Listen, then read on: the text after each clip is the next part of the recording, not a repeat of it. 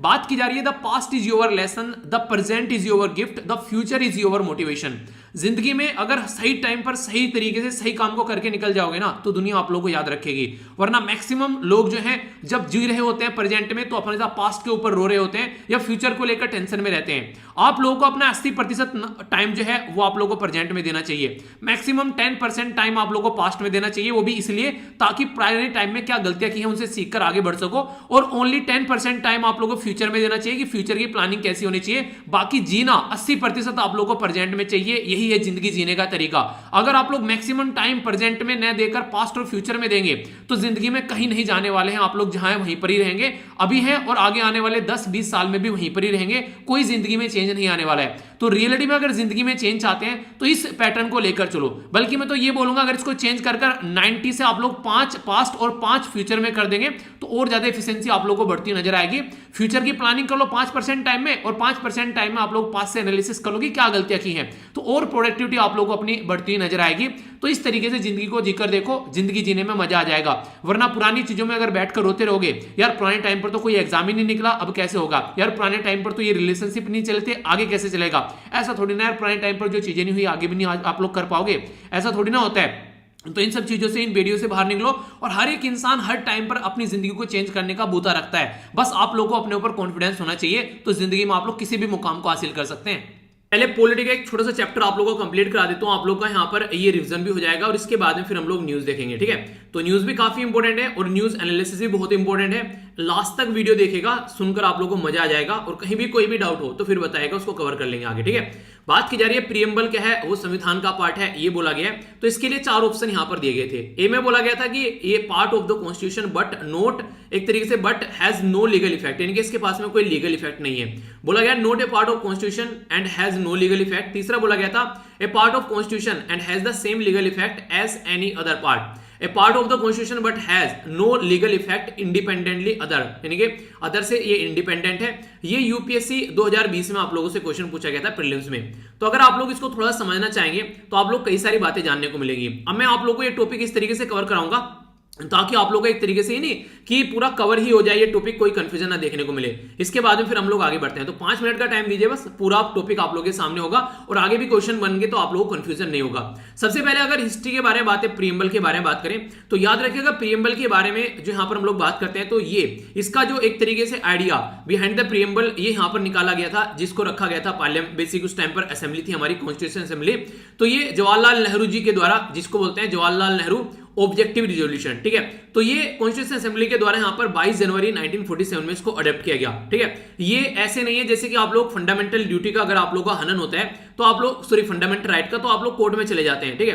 पर लेकिन ये ऐसे कोर्ट के द्वारा इनफोर्सेबल यहाँ पर नहीं है। अब यहाँ पर ये सोर्स अगर आप लोग बात करें प्रीएम्बल जो है वो बेसिकली अगर बात करें तो ये चीजें आप लोग को देखने को मिलेगी। एक तो सोर्स ऑफ द कॉन्स्टिट्यूशन, ये क्या क्या चीजें हैं, नेचर क्या है हमारी स्टेट्स का, ठीक है, सेक्युलर स्टेट है वो सब चीजें, ऑब्जेक्टिव क्या है और डेट ऑफ एडॉप्शन क्या है, ये सारी बातें आप लोगों को यहाँ पर देखने को मिल जाएगी।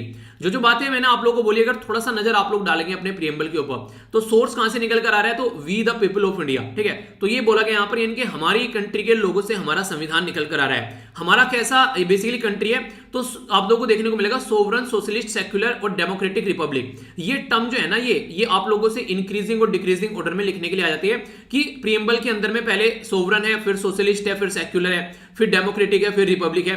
तो इसको आप लोग याद रखिएगा। याद रखने का तरीका क्या है कि जब आप लोग डिक्शनरी में जाएंगे तो डिक्शनरी में आप लोगों को यहाँ पर ये डिक्रीजिंग ऑर्डर में देखने को मिलेगा, यानी कि डिक्शनरी में जैसे जाएंगे सबसे पहले आप लोगों का क्या आएगा, यहाँ पर सेक्युलर आएगा, फिर सोशलिस्ट आएगा, ठीक है, फिर यहाँ पर सोवरन आएगा। तो इस तरीके से अगर आप लोग जाएंगे तो इसका मतलब ये कि डिक्शनरी में सबसे बाद में ये आएगा, उसके बाद उसके पहले ये आएगा और सबसे पहले ये आएगा। इस तरीके से याद रखिएगा, तीनों टर्म में कंफ्यूजन आप लोगों को हो जाता है, तो डिक्शनरी के पॉइंट ऑफ से आप लोग इसको याद रख सकते हैं। बाकी हमारी कंट्री में जस्टिस कितने प्रकार के हैं ये पूछ लिया जाता है। तो हमारा टोटल अगर बात करेंगे, प्रीएम्बल बोलता है कि सोशल जस्टिस है, इकोनॉमिक जस्टिस है और पॉलिटिकल जस्टिस है। ये क्वेश्चन एग्जाम में पूछा जा चुका है ऑलरेडी। तो ये प्रीएम्बल से क्या क्वेश्चन बन जाता है मैं आप लोगों को बता रहा हूं। ये पूछा गया कि हमारा जो बेसिकली सोर्स क्या है, तो we the people of India, ठीक है। तो ये याद रखिएगा, तो हमारी कंट्री के जो लोग हैं वही सोर्स है हमारे संविधान का। लिबर्टी क्या क्या देखने को मिलती है, तो थॉट में, एक्सप्रेशन में, बिलीफ में, फेथ में और वर्शिप में लिबर्टी है। कोई आप लोग की इस लिबर्टी में इंटरफियर नहीं करने वाला है। इक्वलिटी किस किस चीज को लेकर है यहाँ पर, स्टेटस और अपॉर्चुनिटी, और इसी के साथ में एक तरीके से प्रमोट करना है, अमंग ऑल इनके मिलकर रहना है। तो इस तरीके से चीजें आप लोगों को देखने को मिलेगी। जैसे कि आप लोग मानते हैं हमारे संविधान में जब आप लोग जाएंगे तो आर्टिकल 16 आप लोगों को देखने को मिलेगा, तो मिलती है ना आप लोगों को इंप्लॉयमेंट में अपॉर्चुनिटी इक्वलिटी देखने को मिलती है वहां पर। तो इस तरीके से आप लोग अंडरस्टैंड कर सकते हैं। फर्टर्निटी भाईचारे के बारे में बात की जा रही है, मिलजुल कर हम लोग को रहना है, तो ये सारी बातें की जाती है। इंपॉर्टेंट पॉइंट यहां पर ये भी है, हमारा जो संविधान है उसकी जो ओरिजिनल डेट थी एडॉप्शन की, याद रखिएगा, वो थी 26 नवंबर, ठीक है, 26 नवंबर 1949 में हमारे संविधान का कुछ पोर्शन अडॉप्ट कर लिया गया था। पर लेकिन हिस्टोरिकल इंपोर्टेंस की वजह से ये बोला गया था 26 जनवरी को हम लोग अपना बेसिकली ये गणतंत्र दिवस से सेलिब्रेट करेंगे, तो इसलिए फिर कुछ टाइम रुक गए, पूरा संविधान इन्फोर्स किया गया 26 जो नवंबर था 1950 में, ठीक है। तो फिर यहां पर बाकी कुछ पोर्शन यहां पर हम लोग के द्वारा अडॉप्ट कर लिया गया था। तो ये तो बेसिक इंफॉर्मेशन हो गई। अब यहां पर जो मैं आप लोगों से बातें करने वाला हूं ये काफी इंपॉर्टेंट है और क्वेश्चन की फॉर्म में पूछी जा चुकी है। जैसा मैंने अभी आप लोगों को बताया, तो सोर्स क्या है, क्वेश्चन बन गया, तो यहां पर people of the India source है। सोवरेन, सोशलिस्ट और सेक्युलर डेमोक्रेटिक रिपब्लिक, ये प्रीएम्बल डिक्लेयर करता है कि हमारी ये चीजें हैं, ठीक है। इसी के साथ में यहां पर ये सिक्योर एक तरीके से करता है justice, liberty, equality all citizen के लिए, तो ये भी प्रीएम्बल बताता है। इसी के साथ में फर्टर्निटी के बारे में बात करता है, भाईचारे के बारे में, और देश की इंटीग्रिटी होनी चाहिए, और ये डेट मेंशन है। अब यहां से आगे जो है ये काफी इंपॉर्टेंट है, थोड़ा सा ध्यान से सुनिएगा। पहले स्टार्टिंग में ये बोला जाता था कि ये जो हमारा प्रीएम्बल है ये कॉन्स्टिट्यूशन का पार्ट नहीं है, क्योंकि इसको बाद में ऐड किया गया, तो इसलिए बोला जाता था कि ये कॉन्स्टिट्यूशन का पार्ट नहीं है। पर लेकिन केशवानंद भारती केस आया 1973 में, तो प्रीएम्बल को कॉन्स्टिट्यूशन का पार्ट बना दिया गया। ये काफी इंपॉर्टेंट है, जिसके बारे में आप लोग याद रखिएगा। ये इसके चलते क्वेश्चन भी आप लोगों से कई बार पूछ लिए जाते हैं। तो बोला गया था preamble is not the supreme source of any restriction provision but play an important role interpretation of status and province of the constitution। अगर प्रीएम्बल आप लोग पढ़ाएंगे किसी इंसान को तो बता देगा हमारा संविधान कैसा है, तो इसी को बोलते हैं प्रस्तावना, यानी कि देखकर ही बता देगी संविधान के अंदर क्या क्या चीजें लिखी है, तो ये आप लोग को प्रीएम्बल बता देगा। ये इंपॉर्टेंट क्वेश्चन पता नहीं कितनी बार पूछे जा चुके हैं। हमारी कंट्री में 42nd कॉन्स्टिट्यूशन यानी कि 42वां संविधान में संशोधन किया गया था 1976 में, और ये जो संशोधन था ये क्या क्या ऐड करके चला गया संविधान के अंदर में, तो याद रखिएगा 3 शब्द ऐड किए, सोशलिस्ट, सेक्युलर और इंटीग्रिटी। जब यहां पर बात करते हैं सोशलिस्ट और सेक्युलर, तो इसको यहां पर बेसिकली किसके बीच में, तो यहां पर सोवरन और डेमोक्रेटिक के बीच में, यानी कि जब आप लोग यहां पर जाएंगे तो आप लोगों को देखने को मिलेगा सोवरन और जो डेमोक्रेटिक है, ठीक है, तो इसके बीच में सोशलिस्ट और सेक्युलर, ये 2 नए शब्द ऐड किए, पहले हमारे संविधान में नहीं थे, ठीक है। इसी के साथ में जो नया शब्द ऐड किया गया यहां पर, तो यूनिटी ऑफ द नेशन, ठीक है, तो यहां पर unity and integrity of the nation add कर दिया इसमें, यानी कि पहले only unity of the nation लिखा हुआ था, अब क्या हो गया, यूनिटी और इंटीग्रिटी ऑफ द नेशन हो गया, तो यहां पर unity and integrity of the nation, तो ये शब्द इस तरीके से ऐड किए गए। तो ये शब्द जो तीनों की तीनों ऐड किए गए, ये 42वां संशोधन के द्वारा ऐड किए गए, जिसको मिनी कॉन्स्टिट्यूशन भी हम लोग बोलते हैं। तो यहां से इतने क्वेश्चन अब तक पूछे जा चुके हैं आप लोगों से, जिसकी कुछ हद नहीं है, तो इसलिए मुझे लगा कि इसको टॉपिक ही हो जाएगा एक छोटा सा, 5 मिनट लगेंगे, तो अब आप लोगों को इसके रिलेटेड कोई कंफ्यूजन नहीं होना चाहिए, ठीक है। आज ही के फ्रंट पेज के ऊपर यहां पर ये एक आर्टिकल दे रखा है, जिसके बारे में बात की जा रही है हमारी कंट्री में सुप्रीम कोर्ट के बारे में। अभी सुप्रीम कोर्ट में जो है वो हजारों केस जो है वो पेंडिंग पड़े हुए हैं, और अभी यहाँ पर रिटायरमेंट भी आप लोगों को सुप्रीम कोर्ट में देखने को मिलेगी। तो यहाँ पर जब भी रिटायरमेंट होती है तो यहाँ पर ये रहता है कि सुप्रीम कोर्ट में जो संख्या है वो बरकरार रहनी चाहिए। तो ये जो आर्टिकल मैं आप लोगों से डिस्कस करूंगा, पॉलिटी का पूरा एक चैप्टर आप लोगों को कवर हो जाएगा, स्टैटिक का एक क्या कई सारे चैप्टर आप लोगों को कुछ पोर्शन आप लोगों को यहाँ पर देखने को मिलेगा। तो जो भी एग्जाम आप लोगों के पास में भी आ रहे हैं तो वहां पर काफी सारा फायदा देखने को मिलेगा। कोलोजियम जो है वो काफी डिटेल में मैं डिस्कस करूंगा, इसी के साथ में और भी कई सारी बैकग्राउंड इन्फॉर्मेशन आप लोगों को जानने को मिलेगी, जिससे एग्जाम में कई बार क्वेश्चन पूछे गए हैं। तो काफी डिटेल में एक एक पॉइंट कवर करने जा रहा हूं, कुछ हिस्टोरिकल बैकग्राउंड भी आप लोगों को बताऊंगा कुछ चीजों के बारे में, जिससे कि आप लोग आगे चलकर कोई आप लोगों के सामने कोई पॉइंट आए, टॉपिक आए, उसके साथ में भी कनेक्ट कर सके। कई सारे इंपॉर्टेंट आर्टिकल भी देखेंगे हम लोग यहाँ पर, जिनसे डायरेक्ट क्वेश्चन आप लोग के एग्जाम में बनते हैं, तो वो भी आप लोगों के सामने चीजें निकल कर आएगी। यानी कि टॉपिक जो है बहुत शानदार रहने वाला है, थोड़ा सा लेंदी हो सकता है, पर लेकिन बहुत ही डिटेल में डिस्कस करूंगा, एक एक पॉइंट क्रिस्टल क्लियर आप लोगों के माइंड में हो जाएगा, ठीक है। तो एक एक पॉइंट में जहां भी लगे आप लोग कुछ नोट डाउन करना है नोट डाउन कर लेना, वरना पीडीएफ जो है मैं आप लोग को प्रोवाइड कराता हूं टेलीग्राम पर, उसको वहां से जाकर आप लोग डाउनलोड कर लेना, जो कि स्टडी लवर वीर जो टेलीग्राम चैनल है, यहाँ पर आप लोगों को सारी इकट्ठी मिल जाती है, ठीक है। तो यहाँ पर आप लोगों को पीडीएफ मिल जाती है सारी। इसी के साथ में आंसर राइटिंग ग्रुप में जाकर आप लोग आंसर राइटिंग कर सकते हैं, जो कि आप लोगों को देखने को मिलता है। आंसर राइटिंग ग्रुप में कई सारे बच्चे रेगुलर आंसर करते हैं। कल मैंने एथिक्स की आप लोगों को बेसिकली यहाँ पर एक जो एथिक्स के रिलेटेड जो क्वेश्चन दिया था, आप लोगों को पता है संडे में एथिक्स कवर करते हैं, सैटरडे में ऐसे कवर करते हैं, और बाकी के और दिन जो बच गए पांचों के पांचों दिन हम लोगों को यहाँ पर वो क्वेश्चन रहते हैं 2, तो आज फिर 2 क्वेश्चन रहेंगे। और आज आप लोगों का यहाँ पर इंग्लिश का सेशन भी होगा जो SLV पीडिया पर, तो वो आप लोग जरूर अटेंड कर लेना। नेक्स्ट सेशन होगा और क्विज भी काफी इंपॉर्टेंट है। यूनेस्को की वर्ल्ड हेरिटेज साइट के बारे में यहाँ पर क्विज है, तो उसके बारे में मैं आप लोगों को कुछ बातें बताऊंगा जहां से आप लोग कई बार क्वेश्चन बन जाते हैं। ठीक है, तो कई सारी बातें आप लोगों को जानने को मिलेगी। तो सबसे पहले हम लोग यहाँ पर कोलिज्म के बारे में पढ़ते हैं और उसको लेकर आगे चलते हैं, फिर आगे आगे जो भी चीजें आएंगी उसको डिस्कस करते रहेंगे। ओके, भीमराव अंबेडकर साहब के द्वारा क्या बोला गया था अगर बात करें, जब यहां पर बोला गया कि किस तरीके से सुप्रीम कोर्ट को हम लोग को लेकर चलना है, फिर जुडिशरी को कैसे लेकर चलना है, तो यहां पर बोला गया था कि मिडिल कोर्स लेकर चलते हैं, मिड पाथ लेकर चलते हैं। तो इसलिए संविधान के अंदर आप लोग को देखने को मिलेगा कि जो सुप्रीम कोर्ट है उसके बारे में अगर बात करें, यहां पर अगर अपॉइंटमेंट करनी है तो प्रेसिडेंट अपॉइंट करेंगे। ये संविधान के बारे में बात कर रहा हूं, याद रखना, कोलिजियम सिस्टम के बारे में बात नहीं कर रहा हूं। उन्होंने बोला था कि कंसल्ट किया जाएगा यहां पर चीफ जस्टिस ऑफ इंडिया के साथ में, और इसी के साथ में अदर जज जो है जो फिट होंगे, जो यहां पर उनको अगर अपॉइंट करना है, यानी कि किसी भी जज को अगर सुप्रीम कोर्ट में अपॉइंट करना है तो प्रेसिडेंट ऑफ इंडिया जो है वो कंसल्ट करेंगे चीफ जस्टिस ऑफ इंडिया के साथ में, तो उसका अपॉइंटमेंट किया जाएगा। अगर हाई कोर्ट के अंदर अपॉइंटमेंट करना है, अगर हाई कोर्ट के अंदर अपॉइंटमेंट करना है तो अपॉइंटमेंट किया जाएगा प्रेसिडेंट के द्वारा चीफ जस्टिस ऑफ इंडिया के साथ में, गवर्नर ऑफ द स्टेट के साथ में, और चीफ जस्टिस ऑफ उस हाई कोर्ट के साथ में जिस हाई कोर्ट में अपॉइंटमेंट करना है तो इनके साथ में कंसल्ट किया जाएगा। ये हमारे संविधान की बातें मैं आप लोगों से कर रहा हूं। ठीक है, प्रेसिडेंट जो है वो एक तरीके से मे मूव जज from one high court to another high court, consult करके चीफ जस्टिस ऑफ इंडिया के साथ में। पर लेकिन जब भी कोई प्रेसिडेंट शब्द यूज करता है तो इसका मतलब क्या हो जाता है, इसका मतलब होता है गवर्नमेंट। क्यों? क्योंकि प्रेसिडेंट जो है वो एक तरीके से एक रबर स्टैंप की तरीके से बोला जाता है, सारा काम प्रेसिडेंट के नाम पर कौन करती है, वो करती है सेंट्रल गवर्नमेंट। तो इसके चलते यहां पर यह माना जाता है कि अपॉइंटमेंट में इस आज की डेट में यहां पर बेसिकली सेंट्रल गवर्नमेंट का भी पोर्शन होना चाहिए अपॉइंटमेंट में, पर ऐसा नहीं है। तो इसके चलते कई सारी कंट्रोवर्सी यहां पर क्रिएट हो जाती है, जिसके बारे में मैं आप लोगों से यहां पर बात करने वाला हूं, जो कि काफी इंपॉर्टेंट पॉइंट होगा। थोड़ा ध्यान से सुनिएगा, कंफ्यूजन आप लोगों को इसके बारे में हो सकता है, पर कंफ्यूजन नहीं होने दूंगा, इस तरीके से डिस्कस करेंगे पूरा। ठीक है, अभी यहां पर बात करते हैं, अगर मैंने आप लोग कोलिजियम के बारे में बात की, तो जब भी कोलिजियम के बारे में बात करेंगे तो कुछ पैटर्न आप लोगों को समझना पड़ेगा। कोलिजियम निकल के कहां से आया, खुद यहां पर राइटर भी इसके बारे में बात करते हैं। सेकंड जज का जब केस आया, यहां से कोलिजियम के बारे में बात की गई, यानी कि इससे पहले हमारे संविधान में कोलिजियम नहीं था। तो आज की डेट में दो इंपॉर्टेंट आर्टिकल है यहां पर, आर्टिकल 124 बेसिकली सुप्रीम कोर्ट में कैसे अपॉइंटमेंट करना है, और आर्टिकल 217 हाई कोर्ट में कैसे अपॉइंटमेंट करना है जजेस की, ये बात करता है कोलिजियम सिस्टम। तो कोलिजियम सिस्टम यहां पर निकल कर आ रहा है और सारा दामोदार जो है वो कोलिजियम सिस्टम के हाथ में आ गया। आज की डेट में कोलिजियम सिस्टम जो है उसमें 5 मेंबर आप लोग को देखने को मिलेंगे। कौन कौन है 5 member? Chief justice of India होते हैं और प्लस 4 जज होते हैं। तो टोटल मिलाकर ये 5 डिसाइड करते हैं कि पूरा पैटर्न कैसे चलने वाला है। पर लेकिन यहां पर इससे पहले यहां पर ये चीजें नहीं थी। इससे पहले यहां था क्या था, फर्स्ट जज का जब केस आया तो प्रेसिडेंट यहां पर बेसिकली एडवाइस किया करते थे, जो sorry chief justice of India advice किया करते थे गवर्नर को कि इनको अपॉइंट करना है। पर लेकिन 1998 में इसको अपग्रेड कर दिया गया कोलिजियम सिस्टम को। पहले इसमें चीफ जस्टिस ऑफ इंडिया 2 जज थे, अब इसमें चीफ जस्टिस ऑफ इंडिया और 4 जज हो गए, तो 5 मेंबर की बॉडी यहां पर कोलिजियम सिस्टम हो चुकी है। तो इंपॉर्टेंट बातें कुछ और मैं आप लोगों को बताता हूं, जिसको लेकर आप लोगों के माइंड में कंफ्यूजन नहीं होना चाहिए, तभी आप लोग माइंड को और अच्छे से क्लियर कर पाएंगे। यहां पर अगर हम लोग बात करते हैं, अगर 1993 के बारे में बात करें तो सेकंड जज का केस आ गया, जैसे मैंने भी आप लोगों को बताया। तो सेकंड जज का केस आने के बाद में यहां पर यह बोला गया कि अकेले चीफ जस्टिस ऑफ इंडिया के हाथ में पावर नहीं होनी चाहिए अपॉइंटमेंट करने के लिए। तो यहां पर इसके चलते यहां पर क्या किया गया, बोला यह गया था कि यहां पर कि आगे कोलिजियम सिस्टम आ गया 4 जज, पर लेकिन गवर्नमेंट ने यह बोला था कि भाई साहब हमारा भी तो कुछ होना चाहिए, हम भी तो यहां पर उसमें पार्टिसिपेट करें। तो उसी चीज को ध्यान रखते हुए जो सेंट्रल गवर्नमेंट है उसके द्वारा 99th कॉन्स्टिट्यूशन अमेंडमेंट लाया गया था 2015 में, जिसको बोला गया national judicial appointment commission NJAC।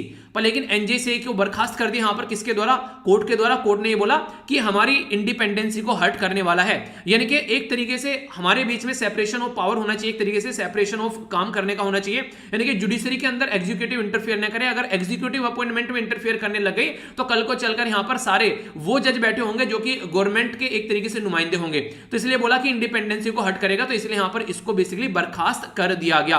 तो ये बातें आप लोगों को देखने को मिली। तो ये याद रखेगा, 99th कॉन्स्टिट्यूशन अमेंडमेंट आप लोगों को यहां से देखने को मिला था। कुछ इंपॉर्टेंट बातें अगर हाई कोर्ट के बारे में बात करें, हाई कोर्ट जो है हमारी कंट्री में क्योंकि हाई कोर्ट के अंदर भी अपॉइंटमेंट करते हैं यहां पर यही, तो इसके चलते राइटर के द्वारा जिक्र किया गया कई सारे हाई कोर्ट में जो जजेस को अभी अपॉइंट किया गया है। तो वो जो जजेस हाई कोर्ट में अपॉइंट किए जा रहे हैं, अब यहां पर कोलिजियम सिस्टम में 5 मेंबर हो गए। अब ये किस पैटर्न पर यहां पर लोगों को चूज करते हैं उसके बारे में किसी को नहीं पता है। ये बिल्कुल वेग पैटर्न है। 5 मेंबर क्या डिस्कस करेंगे, क्या डिसाइड करेंगे, पब्लिक में कुछ आता ही नहीं है। तो इस तरीके से जो अपॉइंटमेंट हो रहा है इसका क्या पता चल रहा है कि ये सही लोगों को अपॉइंटमेंट कर रहे हैं, तो पब्लिक में तो कुछ निकल कर आता ही नहीं। तो इसके ऊपर क्वेश्चन मार्क यहां पर लगाया जाता है। तो हाई कोर्ट जो है वो हाईएस्ट जुडिशियल कोर्ट है इंडियन स्टेट के अंदर में, ये इंपॉर्टेंट बात है। और टोटल मिलाकर देश के अंदर 25 हाई कोर्ट आज के डेट में आप लोगों को देखने को मिलेंगे। तो इंपॉर्टेंट है जिस राज्य से आप लोग निकल कर आते हैं देखना उसमें हाई कोर्ट है या फिर हाई कोर्ट नहीं है। अगर नहीं है तो देखिएगा कि वो किस जुडिक्शन के अंदर में आता है, क्योंकि यूपीएससी में इंटरव्यू में या फिर स्टेट पीसीएस के इंटरव्यू में जाकर बैठोगे तो क्वेश्चन आप लोगों से पूछा जा सकता है आप लोगों के स्टेट के बारे में। ठीक है, तो बात करेंगे अभी इसके बारे में। पहले आर्टिकल देखिए, आर्टिकल 214 से लेकर 231 तक इंडियन कॉन्स्टिट्यूशन डील करता है कि हाई कोर्ट के बारे में, हाई कोर्ट इंडिया के अंदर जो होने चाहिए। आर्टिकल 217 ये बोलता है कि इंडिया के अंदर कॉन्स्टिट्यूट करना चाहिए, अपॉइंटमेंट करना चाहिए जजेस हाई कोर्ट के अंदर में।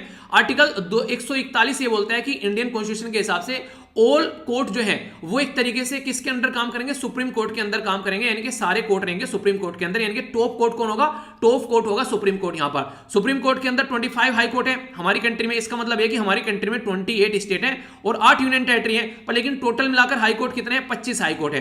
तो इसलिए कंफ्यूजन आप लोगों को नहीं होना चाहिए, तो इसलिए मैंने पूरी लिस्ट आप लोगों को यहां पर प्रोवाइड करा दी है जाकि आप लोगों के माइंड में ये क्लैरिटी रहे। ठीक है, अभी अगर बात करते हैं हमारी कंट्री में टोटल 25 हाई कोर्ट हो चुके हैं। अभी लेटेस्ट हाई कोर्ट अगर किसका बनाया गया अगर आप लोगों से पूछा जाए तो इसके बारे में आप लोगों से पूछा जा सकता है कि अभी रिसेंटली लेटेस्ट हाई कोर्ट कौन सा निकाल के लाया गया है, तो इसके बारे में बताइए आप लोग। तो पता होगा सीधा सीधा, क्योंकि 2014 में क्या किया गया हमारी कंट्री में, राज्य को अलग किया गया जिसका नाम था तेलंगाना, आंध्र प्रदेश। तो तेलंगाना हाई कोर्ट सबसे रिसेंट का हाई कोर्ट है, अभी 25वां हाई कोर्ट आया 2019 में हमारे देश में।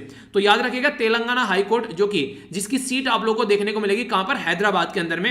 तो ये तेलंगाना हाई कोर्ट आप लोगों को देखने को मिला। इससे पहले हाई कोर्ट जो बनाए गए हमारी कंट्री में 24 हाई कोर्ट हो गए थे। तो वो हाई कोर्ट कहां से निकाल कर लेकर आए गए थे, तो याद रखना वो हाई कोर्ट आप लोगों को देखने को मिला, जैसे मणिपुर हाई कोर्ट हो गया, ठीक है, मेघालय के अंदर आप लोगों को देखने को मिला था। तो टोटल मिलाकर 25 हाई कोर्ट हमारी कंट्री में इस तरीके से देखने को मिले थे। इंपोर्टेंट क्वेश्चन अगर आप लोगों से पूछा जाए यहां पर, बेसिकली ये काफी इंपोर्टेंट हो जाता है, थोड़ा ध्यान से सुनिएगा। हमारी कंट्री में कितनी यूनियन टेरिटरी है जिसके पास में खुद का हाई कोर्ट है? तो पहले हमारी कंट्री में ओनली सिंगल यूनियन टेरिटरी हुआ करती थी जिसका खुद का हाई कोर्ट था और वो थी दिल्ली। अब हमारी कंट्री में 2 यूनियन टेरिटरी हो गई जिसका हाई कोर्ट है खुद का, जब से जम्मू एंड कश्मीर को यूनियन टेरिटरी बनाया गया। तो इंपोर्टेंट क्वेश्चन बन जाएगा अब यहां पर जो यूनियन टेरिटरी के बारे में बात करें तो Jammu and Kashmir union territory का खुद का हाई कोर्ट है, तो 2 यूनियन टेरिटरी हो गई है जिसका खुद का हाई कोर्ट है। ये भी क्वेश्चन आप लोगों से पूछा जा सकता है। तो इस तरीके से सबसे टॉप पर कौन सा रहता है, ये सुप्रीम कोर्ट रहता है, फिर हाई कोर्ट रहता है, फिर डिस्ट्रिक्ट और सेशन कोर्ट हो जाते हैं, यहां पर सिविल और मेट्रोपॉलिटन आ जाते हैं। इंपॉर्टेंट क्वेश्चन यहां पर बन जाता है अगर ट्रिब्यूनल के बारे में, तो ट्रिब्यूनल भी यहां पर एक पार्ट बन चुका है। अब यहां पर अगर जुडिशरी सिस्टम के अंदर आप लोग जाएंगे तो ये 42nd कॉन्स्टिट्यूशन अमेंडमेंट किया गया था, 42nd कॉन्स्टिट्यूशन अमेंडमेंट किया गया था 1976 में, जिसमें ट्रिब्यूनल को ऐड किया गया हमारे संविधान के अंदर में कि हाँ इस तरीके का भी कोई कोर्ट होना चाहिए जो कि मैटर को सुन सके। तो ये भी जुडिशरी सिस्टम का पार्ट बन चुका है। अब 2 तरीके के ट्रिब्यूनल होते हैं यहां पर, ठीक है, एक बेसिकली एडमिनिस्ट्रेटिव मैटर को देखता है और दूसरे अदर मैटर को देखता है। तो दोनों आर्टिकल मैंने अभी डिटेल में डिस्कस किए थे कुछ दिनों पहले, बताइएगा, फिर आंसर मैं आप लोगों को बता दूंगा, टेंशन मत ले कीजिए। आंसर मैं टेलीग्राम पर पोस्ट कर देता हूं सारे, ठीक है, तो आप लोग उसको देख ले कीजिए ताकि कोई भी कंफ्यूजन आप लोगों के माइंड में ना रहे जो भी क्वेश्चन मैं पूछता हूं आप लोगों से, ठीक है। कुछ और इंपॉर्टेंट आर्टिकल यहां पर अगर 143 के बारे में आप लोगों से बात करूं तो पावर ऑफ द प्रेसिडेंट है कंसल्ट करने के लिए सुप्रीम कोर्ट के साथ में। तो आर्टिकल 143 मैंने बताया था, याद रख लेना, जैसे नॉर्मली आई लव यू बोलते हैं ना, तो इसमें आई हो गया, लव में 4 वर्ड हो गए और यू में 3 हो गए। तो 143 यानी कि प्रेसिडेंट जो है वो एक तरीके से सुप्रीम कोर्ट को आई लव बोलते हैं कि आई लव यू यार, बता दे जिंदगी में टेंशन चल रही है कैसे दूर करनी है। सुप्रीम कोर्ट करता है हम ही हम हैं तो क्या हम हैं, तुम ही तुम हो तो क्या तुम हो, दोनों मिलकर काम करते हैं। तो सुप्रीम कोर्ट सलाह देता है, पर लेकिन प्रेसिडेंट के ऊपर डिपेंड है कि वो माने या ना माने, बाउंड नहीं रहेगा सलाह में, इंपॉर्टेंट है याद रखना। आर्टिकल 141 बोलता है कि सुप्रीम कोर्ट जो है उसके पास में एप्लीकेबल है ऑल द हाई कोर्ट जो भी कंट्री के अंदर में होगा। 139 बोलता है कि power of the supreme court to issue the writs. तो रिट्स जो होती है यहां पर ये सुप्रीम कोर्ट की इसके अंदर देखने को मिलेगी आर्टिकल 139 के तहत। ओके, छोटा सा एक पोर्शन में आप लोगों को यहां पर हिस्ट्री का बताना चाहूंगा जहां से आप लोगों के लिए क्वेश्चन भी बन सकता है। हमारी कंट्री में अगर सुप्रीम कोर्ट के बारे में बात करें तो एक रेगुलेटिंग एक्ट लाया गया था, याद होगा आप लोगों को, रेगुलेटिंग एक्ट था 1773 का। तो जो 1773 का ये रेगुलेटिंग एक्ट हमारी कंट्री में लेकर आया गया था, तो इसमें बेसिकली इस टाइम पर हमारी कंट्री में first governor general Warren Hasting आप लोगों को देखने को मिले थे, ठीक है। तो यहां पर कुछ बातें और करूंगा, पहले समझिए कि सुप्रीम कोर्ट स्टैब्लिश किया गया था कोलकाता के अंदर में, ठीक है। तो इसको कोलकाता बोलते थे यहां पर उस टाइम पर, ठीक है। आज के में इसका नाम चेंज हो गया, सी से कोलकाता बोलते थे। तो यहां पर आप लोगों को देखने को मिलेगा बेसिकली एक तो चीफ जस्टिस ऑफ इंडिया हुआ करते थे उसके अंदर और 3 जज हुआ करते थे, यानी कि 4 मेंबर की बॉडी यहां पर बनाई गई थी रेगुलेटिंग एक्ट के हिसाब से 1773 के। इंपॉर्टेंट पॉइंट है, याद रखिए। रखिएगा। जो रेगुलेटिंग एक्ट है, अगर इसके बारे में आप लोगों से बात करूं तो ये पहला ऐसा सिस्टम था जो कि ब्रिटेन के द्वारा यहां पर लाया गया था ताकि ईस्ट इंडिया कंपनी को रेगुलेट किया जा सके, इसीलिए इसका नाम रेगुलेटिंग एक्ट रखा था। यानी कि ईस्ट इंडिया कंपनी अपनी मनमानी कर रही थी तो रेगुलेटिंग एक्ट इसलिए लाया गया था ताकि रेगुलेट किया जा सके। तो एक तरीके से पॉलिटिकल और एडमिनिस्ट्रेटिव फंक्शन कैसे होने चाहिए, यानी कि देश के अंदर क्या क्या ये पॉलिटिकली और एडमिनिस्ट्रेटिवली कंपनी क्या करे, ये डिसाइड किया गया रेगुलेटिंग एक्ट के थ्रू। गवर्नर जनरल जो था, जो गवर्नर जनरल बंगाल का था, उसको गवर्नर था जो बंगाल का, याद रखिएगा कंफ्यूज मत होइएगा, उसको गवर्नर जनरल बना दिया बंगाल का, यानी कि गवर्नर को गवर्नर जनरल बना दिया बंगाल का। और दो जो और थी यहां पर बेसिकली जो दो टेरिटरी थी, एक थी बॉम्बे और दूसरी थी मद्रास, उनको बेसिकली जो उनके गवर्नर हुआ करते थे उनको बंगाल के गवर्नर जनरल के नीचे ला दिया। तो इंपॉर्टेंट पॉइंट है, कई बार क्वेश्चन में पूछा जा चुका है, यानी कि कहने का मतलब यहां पर यह है कि बंगाल जो है वो उभर कर सबसे ऊपर यहां पर निकल कर आ रहा था इस टाइम पर, बाकी जो बॉम्बे और मद्रास को था वो भी गवर्नर जनरल ऑफ जो बंगाल था उसके नीचे उनको ला दिया गया था। ठीक है, इंपॉर्टेंट फैक्ट क्या है, फर्स्ट गवर्नर जनरल जो थे वो थे वेरिंग हेस्टिंग यहां पर। तो ये बेसिक इंफॉर्मेशन किसके बारे में, रेगुलेटिंग एक्ट जो कि 1773 का था, हमारे देश में लाया गया। हिस्ट्री का पोर्शन है पर लेकिन ये जब कॉन्स्टिट्यूशन के बारे में आप लोग पढ़ेंगे तो आप लोग को देखने को मिलेगा, मैंने आप लोगों को पढ़ा भी रखा है, एक बच्चे के द्वारा यार शानदार कल जो है बैठकर 30 लेक्चर पॉलिटी के निपटा दिए गए समझ रहे हो, 30 लेक्चर।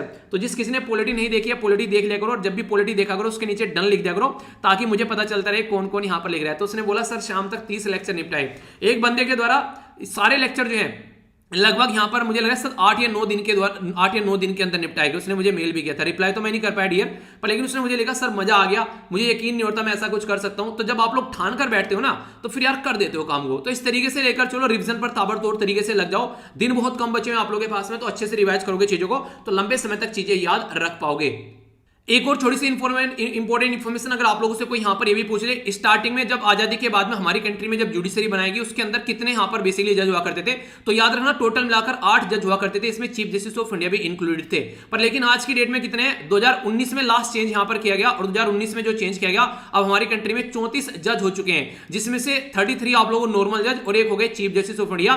तो ये फंडा आप लोगों को देखने को मिलेगा आज की डेट में कहां पर, सुप्रीम कोर्ट के अंदर में। तो ये क्वेश्चन आप लोगों से पूछा जाए तो कंफ्यूज आप लोगों को इसको लेकर भी नहीं होना है। एलिजिबिलिटी क्राइटेरिया क्या है यहाँ पर सुप्रीम कोर्ट के जज के अंदर, तो याद रखिएगा आर्टिकल 124 के बारे में बात की जाती है तो सिटीजन ऑफ इंडिया होना चाहिए, 65 ईयर मैक्सिमम उसकी एज होनी चाहिए। ठीक है, 5 साल का कम से कम एक्सपीरियंस होना चाहिए हाई कोर्ट के अंदर में, और इसी के साथ में एडवोकेट रहे 10 साल का। तो इसलिए कई सारे वकील जो रहते हैं वो चिंतित रहते हैं, उनको बेसिकली प्रमोशन नहीं मिलता है हाई कोर्ट के अंदर या फिर सुप्रीम कोर्ट के अंदर, क्योंकि मैक्सिमम जो कोलिजन सिस्टम है वो ये इसीलिए यहाँ पर आरोप लगाते हैं। ये जो आर्टिकल भी लिखा गया ये भी एक एडवोकेट के द्वारा ही लिखा गया है, उनको ये रहता है कि इसके अंदर पता ही नहीं आता है कैसे कैसे अपॉइंटमेंट करते हैं।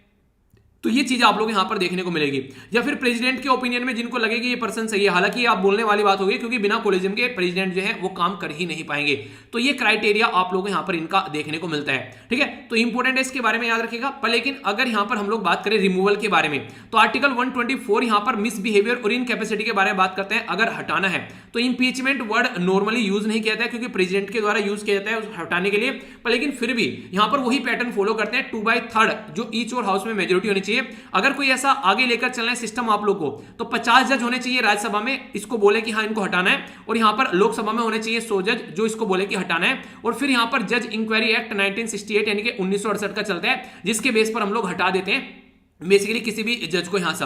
तो ये पैटर्न आप लोग यहां पर देखने को मिलेगा। तो कंफ्यूज आप लोगों को नहीं होना है किसी भी चीज को लेकर इस तरीके से।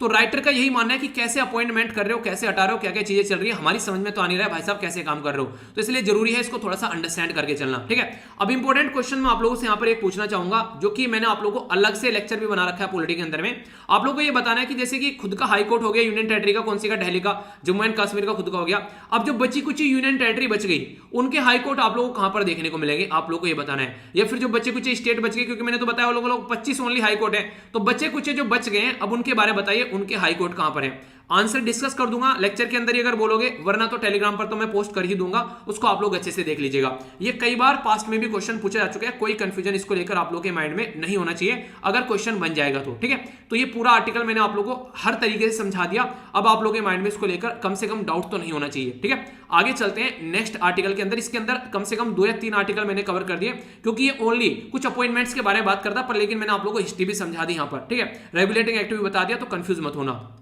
ये तो सारी बातें हो गई कोलिजम के बारे में। कुछ बेसिक इन्फॉर्मेशन मैं आप लोगों को यहाँ पर बताने वाला हूँ जो कि हमारी कंट्री में पार्लियामेंट के बारे में आप लोगों से बात करूंगा।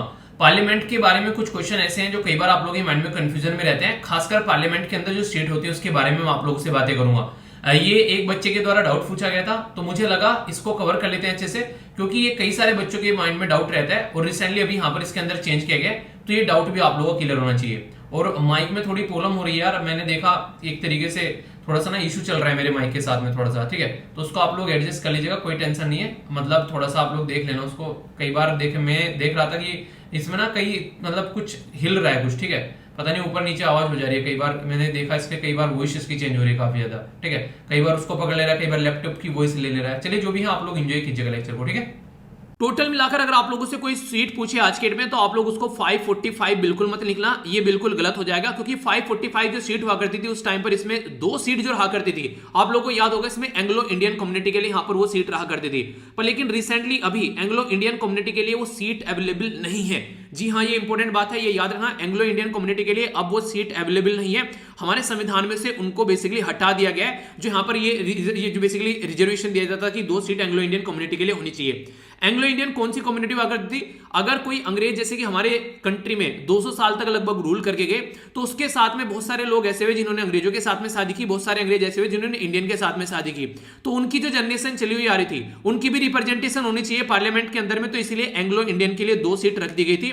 पर लेकिन जब हम लोगों ने इसको देखा 2011 के सेंसस के हिसाब से, तो ओनली टोटल मिलाकर लगभग 296 के करीब एंग्लो इंडियन कम्युनिटी थे यहाँ पर, तो 296 के लिए 2 सीट देना कोई लाजमी बात नहीं है, तो इस तरीके से यहाँ पर ये बोला गया इसको हटा देना चाहिए। लॉ मिनिस्टर थे, जो लॉ मिनिस्टर थे उनके द्वारा ये बातें यहाँ पर बोली गई। अब कुछ इंपॉर्टेंट बातें बता दूं बेसिक, जिससे क्वेश्चन एग्जाम में बन सकता है, ध्यान से सुनना, इसीलिए बोलता हूं पेन और कॉपी लेकर बैठना, फिर मत बोलना कि सर ये क्या बता दिया, तो पता नहीं था, ठीक है, तो नोट करते रहना जो जो चीजें पता नहीं है। बात करें अगर हमारी कंट्री में जब 1952 से लेके जब स्टार्टिंग में बातें बोली गई, यहां पर अगर आप लोग देखें आज तक 2020 तक हमारी कंट्री में एंग्लो इंडियन कम्युनिटी के लिए 2 सीट यहां पर बेसिकली हुआ करती थी, पर लेकिन फिर ये बोला कि ऐसा नहीं होना चाहिए, तो इसके लिए हमारी कंट्री में क्या किया गया, 126 कॉन्स्टिट्यूशन अमेंडमेंट एक्ट लाया गया, यानी कि संविधान में संशोधन करने के लिए 126वां ये अमेंडमेंट एक्ट लाया गया, और इसके चलते बेसिकली अमेंडमेंट एक्ट नहीं, सॉरी ये बिल था, ठीक है, 126वां बिल लाया गया, ठीक है, संशोधन करने के लिए। बिल की संख्या हमेशा बड़ी दिखेगी आप लोगों को, और जब ये एक्ट बन जाता है उसकी संख्या हमेशा छोटी दिखेगी,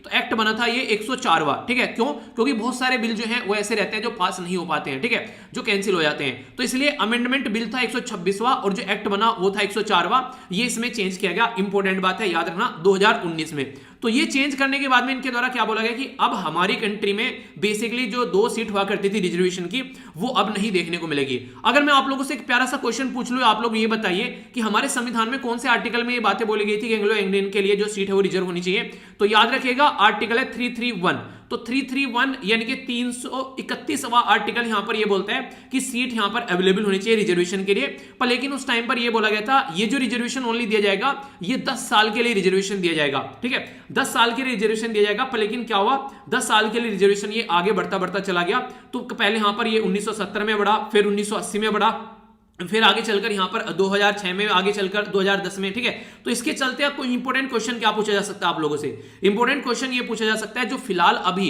ये लास्ट टाइम जो 10 सीट बढ़ाई गई, 10 साल के लिए रिजर्वेशन बढ़ाया गया, वो कौन सा कॉन्स्टिट्यूशन अमेंडमेंट किया गया था, तो याद रखना ये क्वेश्चन बन सकता है, याद रखना 95th कॉन्स्टिट्यूशन अमेंडमेंट किया गया था, जिसके चलते यहां पर ये जो सीट थी ये बढ़ा दी गई थी, ये लगभग 2000 से लेके यहां पर ये जो रिजर्वेशन था 2020 तक ये इंप्लीमेंट कर दिया गया था, ठीक है, यानी कि लास्ट कॉन्स्टिट्यूशन अमेंडमेंट किया गया, बढ़ाते बढ़ाते आ रहे थे, तो 95वां कॉन्स्टिट्यूशन अमेंडमेंट किया गया था, संविधान में संशोधन किया गया था, जिसमें 10 साल के लिए और एंग्लो इंडियन कम्युनिटी के लिए रिजर्वेशन हम लोगों ने बढ़ा दिया था। पर फिलहाल के टाइम पे क्या है, अभी इसको हटा दिया गया, हटाया किससे गया है, तो 104वां संविधान में संशोधन किया गया, जिसके बेस पर इसको हटाया गया है, और ये बिल था 126वां। अब हमारे संविधान में एंग्लो इंडियन कम्युनिटी की रिप्रेजेंटेशन ऐसे नहीं देखने को मिलेगी, वो नॉर्मल वोट डाल सकती है जैसे नॉर्मल लोग डालते हैं, उसके लिए वहां पर नॉर्मल उनको जो मेंबर ऑफ पार्लियामेंट होंगे वो रिप्रेजेंट करेंगे।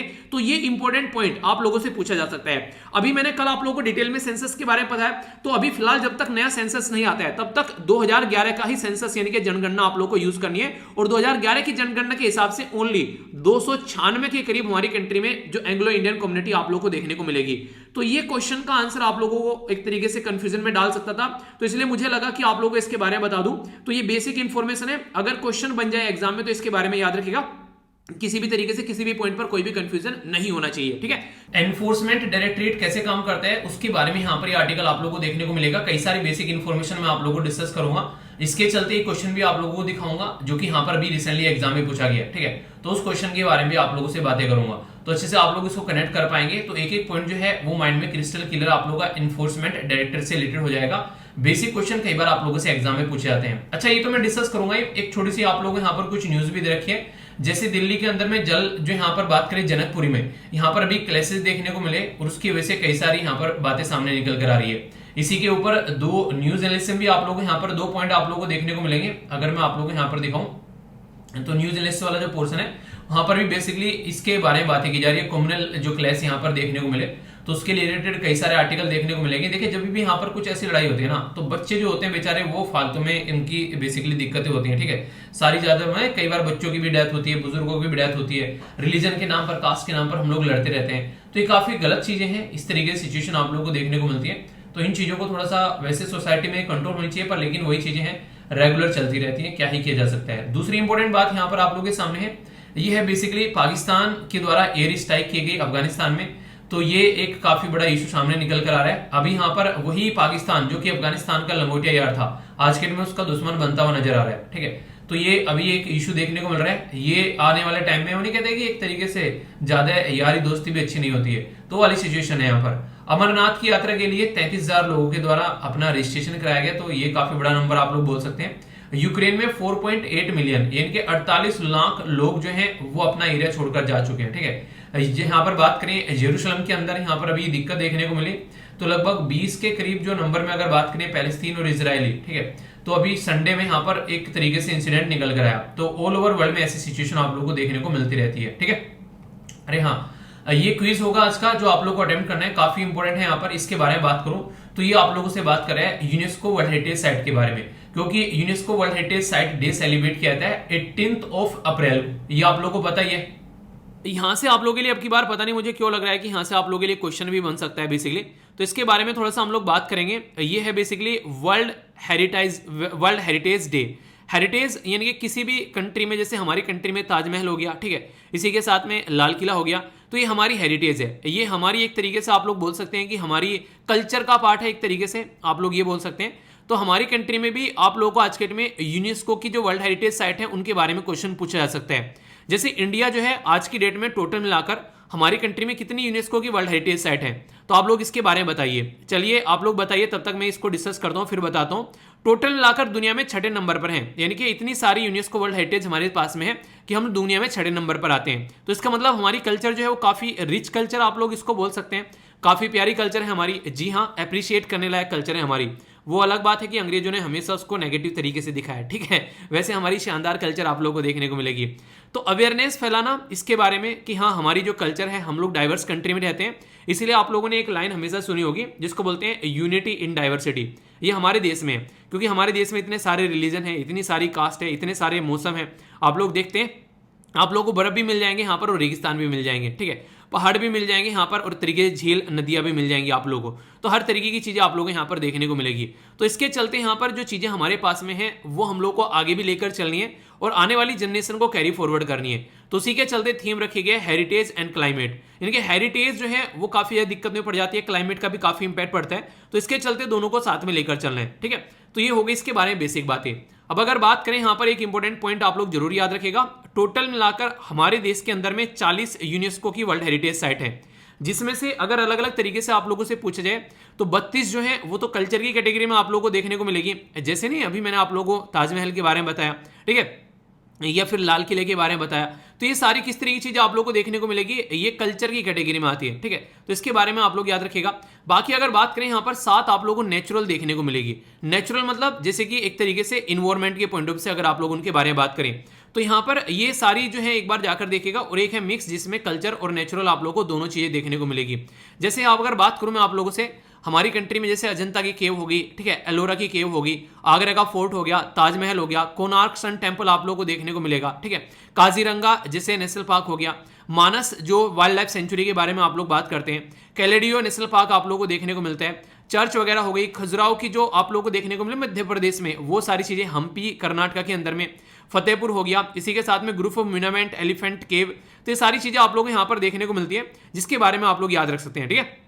इनसे क्वेश्चन भी कई बार आप लोग के बन जाते हैं, पर लेकिन रिसेंटली अभी जो 2 नई ऐड की गई हैं उनके बारे में आप लोग जरूर याद रखिएगा, क्योंकि जो 2 नई ऐड किए गए हैं उनके बारे में क्वेश्चन बनने के चांसेस आप लोग के और भी ज्यादा बढ़ जाते हैं। तो इसलिए जो भी लेटेस्ट एडिशन रहता है उसके बारे में आप लोगों को पता होना चाहिए, कल को चलकर वहां से क्वेश्चन बनने के चांसेस हो जाएंगे। अभी 2 ऐड की गई है, एक गुजरात में और दूसरी तेलंगाना में। तो गुजरात में और तेलंगाना में जो भी है उसके बारे में आप लोग को बताना है कौन कौन सी ऐड की गई है। Total 40 UNESCO world heritage site हमारे देश में देखने को मिल जाएगी। तो इसलिए यहाँ पर क्लाइमेट चेंज काफी ज्यादा बड़ा मुद्दा रहा। आप लोग को पता है कॉन्फ्रेंस ऑफ पार्टी 26 में जब हम लोगों ने बात की थी कि ये ग्लासगो में हो रही है, तो उस टाइम पर क्लाइमेट के बारे में बातें की गई, कहाँ कहाँ पर इंपैक्ट डालता है, तो हेरिटेज पर भी क्या क्लाइमेट इंपैक्ट डालता है, तो उसको आप लोग यहाँ पर समझ सकते हैं, ठीक है। तो ये बेसिक चीजें हैं जो कि आप लोगों को पता होना चाहिए, ठीक है। तो ये थी यहाँ पर कुछ बातें, आई होप कि आप लोगों के माइंड में इसको लेकर क्लैरिटी आई होगी।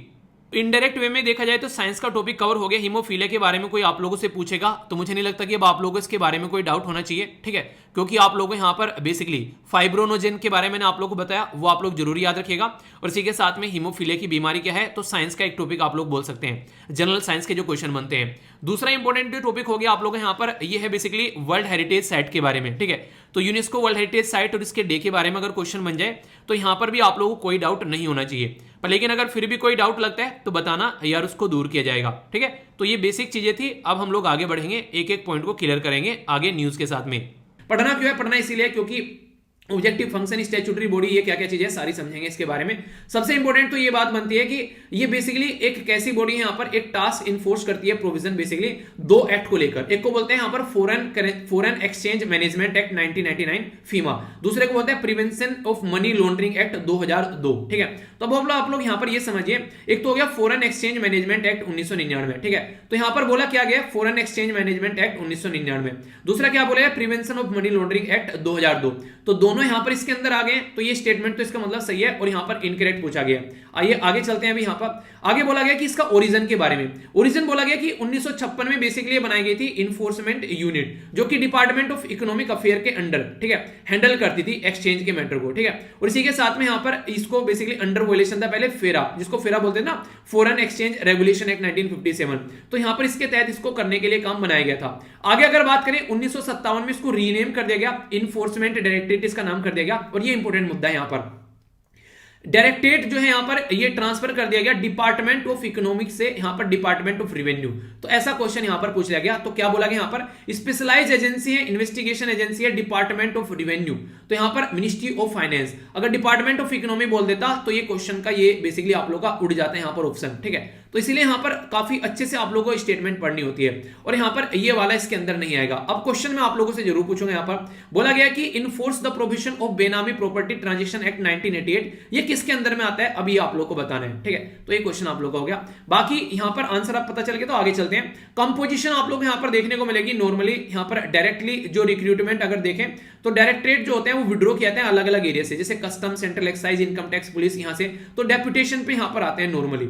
और यहां पर इनके जो अदर फंक्शन क्या होते हैं, प्रोसेसिंग केस जो होता है फ्यूजिटिव, और जो फ्यूजिटिव जो इकोनॉमिक ऑफेंडर भगोड़ा बोलते हैं ना, नीरव मोदी टाइप के लोग जो होते हैं, उनको पकड़ पकड़ के बेसिकली यहां पर देश के अंदर लाने की कोशिश की जाती है, उनको देखा जाता है। देखिए सीबीआई और ये दोनों मिलकर काम करती है। अगर इकोनॉमी के बारे में मैटर करें तो कई जगह ऐसा होता है कि ऐसा एक एजेंसी काम नहीं करते हैं, एक स्टार्टिंग का देख लिया तो उसके केस को प्रोसीजर करना, अगर बाहर भाग गया तो फिर सीबीआई पकड़ के लेके आएगी, क्योंकि बाहर के लिए तो इसके पास में पावर नहीं है, तो सीबीआई करेगी। अगर बात करें यहाँ पर कन्वेंशन ऑफ फॉरेन एक्सचेंज और इसी के साथ में प्रिवेंशन ऑफ स्मगलिंग एक्टिविटी, तो इसके लिए यहाँ पर ये एक्ट है, तो ये आप लोगों को देखने को मिलेगा अगर इसका उल्लंघन होता है तो। स्पेशल कोर्ट बेसिकली इसके लिए बनाए जाते हैं जिनको पीएमएलए बोलते हैं, तो ये कोर्ट यहाँ पर बनाए जाते हैं। ये कोर्ट में अगर कोई सेटिस्फाई नहीं है तो डायरेक्ट हाई कोर्ट में जा सकता है, अगर इन कोर्ट से सेटिस्फाई नहीं है तो ये इसके बारे में मुद्दा देखने को मिलेगा। ब्रिक की मीटिंग होते जा रही है चाइना के अंदर में, और भी उस टाइम पर जब यूक्रेन का क्राइसिस आप लोगों को देखने को मिल रहा है, रशिया का, ठीक है। तो देखने वाली बात यहाँ पर ये होगी क्या क्या मुद्दे यहाँ पर उठाए जा सकते हैं, तो इसके बारे में आप लोगों को कुछ बेसिक इन्फॉर्मेशन पता होनी चाहिए ब्रिक के बारे में, जो कि मैं आप लोगों से डिस्कस करूंगा, ठीक है। जहां से कई बार क्वेश्चन आप लोगों से पूछे जा सकते हैं, तो ये कुछ एरिया है जो कवर करूंगा अच्छे से, तो एक एक पॉइंट आप लोगों के माइंड में क्रिस्टल क्लियर रहेगा, तो डायरेक्ट क्वेश्चन बन जाए एग्जाम में, तो कोई भी डाउट आप लोगों को देखने को नहीं मिलेगा। तो इसको आप लोग थोड़ा सा ध्यान से सुनिएगा, क्योंकि बेसिक इन्फॉर्मेशन है बिल्कुल।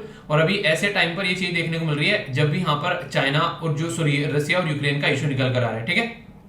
ब्राजील, रसिया, इंडिया, चाइना, साउथ अफ्रीका, याद रखिएगा ब्रिक का एक्रोनिम है यहाँ पर। ये यहाँ पर इंडिया के द्वारा इसको चेयर किया गया, तो इसलिए भी क्वेश्चन एग्जाम में बन सकता है। कुछ और बेसिक बातें यहाँ पर हम लोग देखेंगे।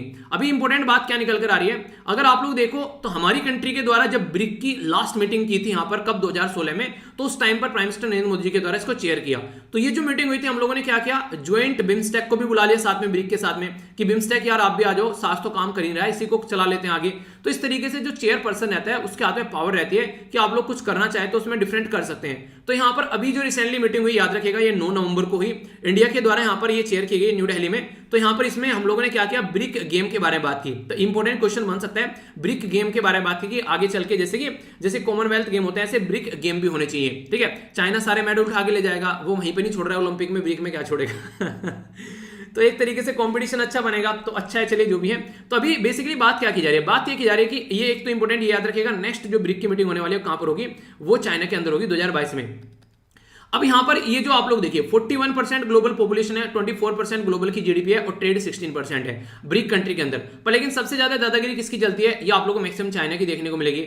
चाइना ने क्या किया, जो वर्ल्ड है, जो दूसरी एक तरीके से वर्ल्ड है, उसका ऑल्टरनेटिव बनाने की कोशिश की ब्रिक को, यानी कि जैसे कि न्यू डेवलपमेंट बैंक बनाया उसने, जो कि संघाई में इसका हेडक्वार्टर, वो चाहता है कि वर्ल्ड बैंक का ऑल्टरनेटिव बन जाए। इसी के साथ में यहां पर ब्रिक कंटिजेंसी रिजर्व फंड बनाया, तो चाहता है आईएमएफ का ऑल्टरनेटिव बन जाए। तो ये खुद ऑलरेडी इस तरीके की चीजों को लेकर आगे चल रहे हैं। तो कहीं ना कहीं एक तरीके से जो ब्रिक है वो चाइना अपने फायदे के लिए यूज कर रहे हैं यहाँ पर, तो इस तरीके से आप लोग इसको देख सकते हैं। तो ये बेसिक हो गया। साउथ अफ्रीका स्टार्टिंग से नहीं था, याद रखना 2010 में साउथ अफ्रीका इसके अंदर जुड़ा था, 2006 में ये ग्रुप बनाया गया था। एक पर्टिकुलर पर्सनैलिटी है जिनका नाम याद रखते हैं, जिसका नाम था ब्रिटिश इकोनॉमिस्ट जिम ओ नेल, ठीक है। तो इनके द्वारा बोला गया था ब्रिक जैसी कोई चीज होनी चाहिए 2011 में। तो देखिए बोलना, कथनी और करने में फर्क आप लोगों को नजर आएगा।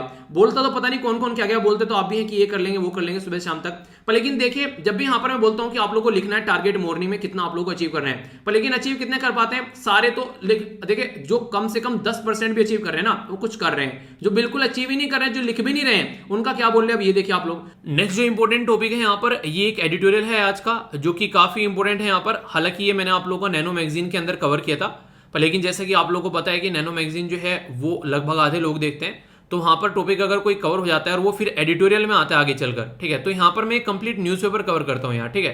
तो अगर न्यूज़पेपर के अंदर कोई टॉपिक आ रहा है तो उसको हम लोग अलग तरीके से देखते हैं, तो आप लोगों को टॉपिक जो है वो आप लोगों का रिविजन भी हो जाता है। तो इसको यहाँ पर हम लोग देखेंगे, ये काफी इंपॉर्टेंट है। इसके अंदर आप लोगों को एल नीना, ला नीना, यूपीएससी के अंदर क्वेश्चन पूछा गया, वो कवर करूंगा। काफी डिटेल में मॉनसून के बारे में भी हम लोग बातें करेंगे, ठीक है, जिससे कि आप लोगों का ज्योग्राफी का एक पोर्शन कवर हो जाएगा, स्टैटिक पोर्शन। तो करंट और स्टैटिक का मिक्सचर इसलिए मैं आप लोगों को ये बोलता हूँ क्योंकि करंट और स्टैटिक आप लोग यहाँ पर देखने को मिलता है। तो अच्छे से उसको एंजॉय करना, कोई भी डाउट आप लोगों के माइंड में नहीं होना चाहिए। और अगर किसी ने नैनो के अंदर देख लिया और लग रहा है कि स्किप करना है, तो आप लोग इसको भी कर सकते हैं, ठीक है, कोई डाउट नहीं है। पर हाँ, रिविजन कर लोगे तो अच्छा रहेगा, क्योंकि टॉपिक बड़ा ही शानदार है। ये जो टॉपिक है इसको आप लोग यूपीएससी प्रीलिम्स जीएस पेपर 1 जो ज्योग्राफी का पोर्शन है उसके साथ में कनेक्ट कर देख सकते हैं। अभी बात की जा रही है जो ला नीना की कंडीशन है वो अब की बार वीक रहेगी।